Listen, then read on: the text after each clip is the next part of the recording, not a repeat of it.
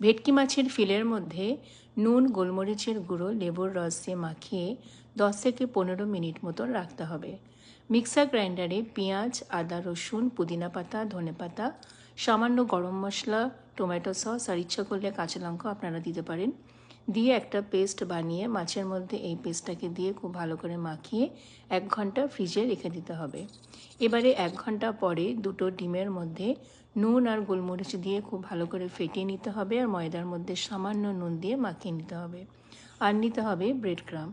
তারপরে মাছগুলোকে ফ্রিজ থেকে বার করে প্রথমে ময়দায় কোট করে তারপরে ডিমের গোলাতে ভালো করে ডুবিয়ে ব্রেড ক্রাম্বের মধ্যে কোট করে এরকম ছুরি দিয়ে খুব ভালো করে শেপ তৈরি করে ফিশ ফ্রাইয়ের মতন এটাকে আমরা ফ্রিজে 1 ঘন্টা মতন রেখে দেবো।